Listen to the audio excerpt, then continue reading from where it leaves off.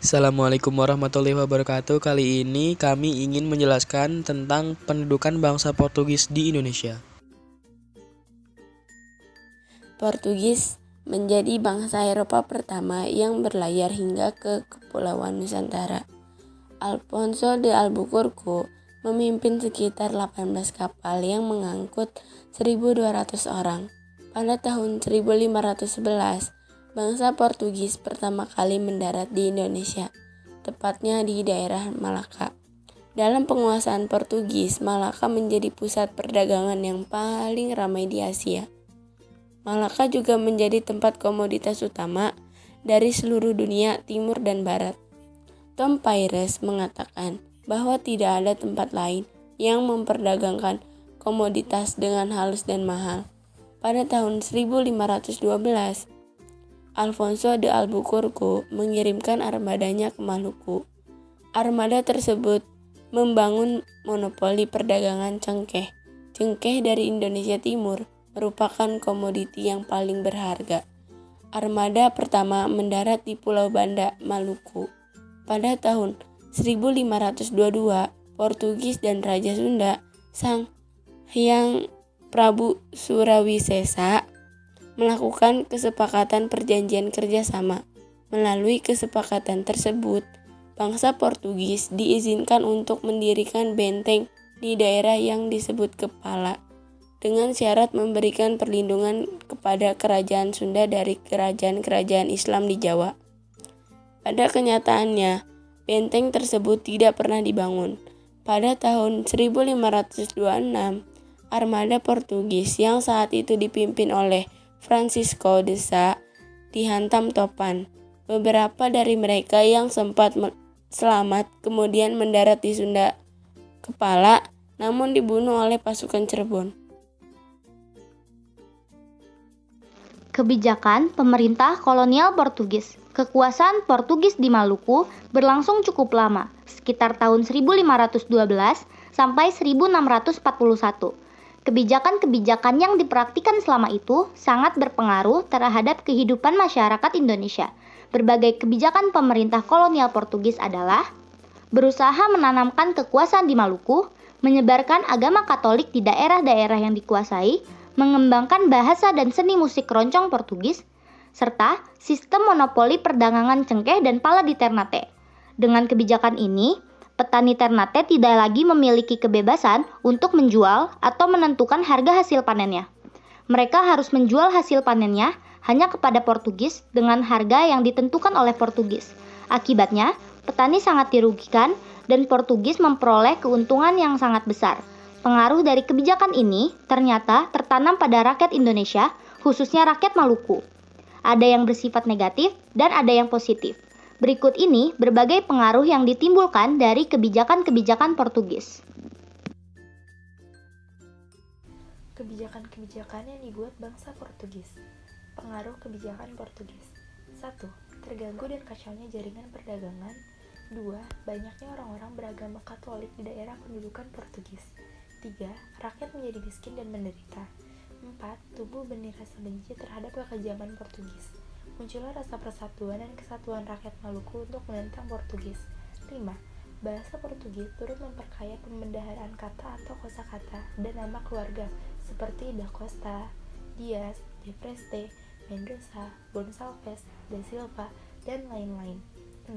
Seni musik keroncong yang terkenal di Indonesia sebagai peninggalan Portugis adalah keroncong Morisco. 7. Banyak peninggalan arsitektur yang bercorak Portugis dan senjata api atau meriam di daerah pendudukan kekuasaan Spanyol yang sempat menjalin hubungan dengan Tidore.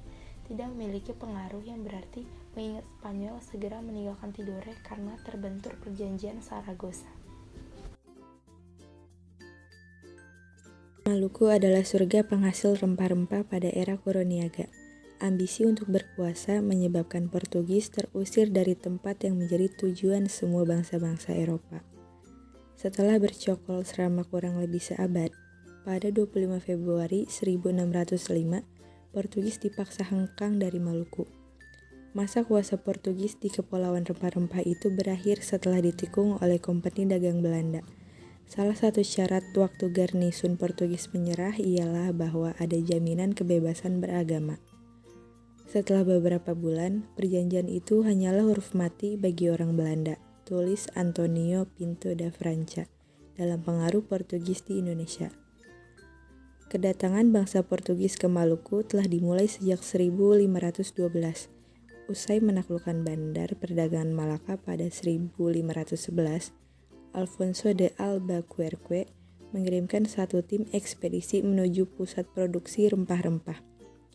Tibanya armada Portugis yang dipimpin Francisco Serrao di Ambon sekembalinya membeli paladi hitu menarik perhatian Sultan Ternate, Abu Lais.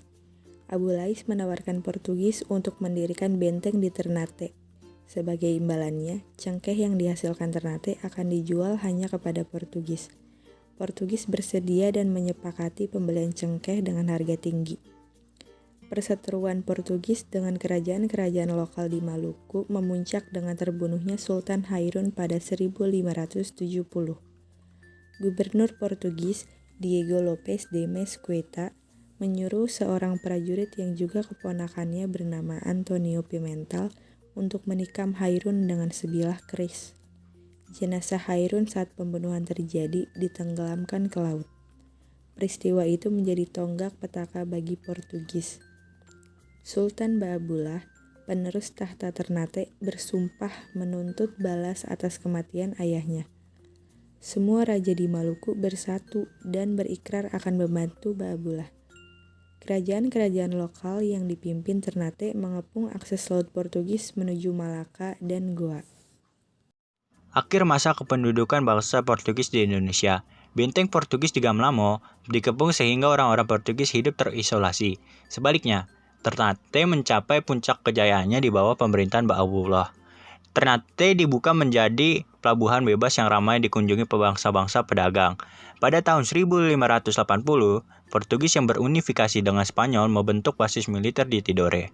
Sejak itu, pasukan gabungan Portugis berkali-kali mengirimkan ekspedisi militer untuk merebut kembali Gamlamo maupun kerajaan di sekitarnya.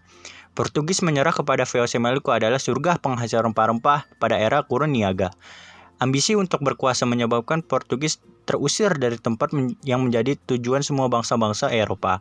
Portugis menyerah kepada VOC litografi pertempuran armada kapal VOC melawan Portugis di lautan Cochin, India. Setelah bercokol selama kurang lebih seabad, pada 25 Februari 1605, Portugis dipaksa hengkang dari Maluku.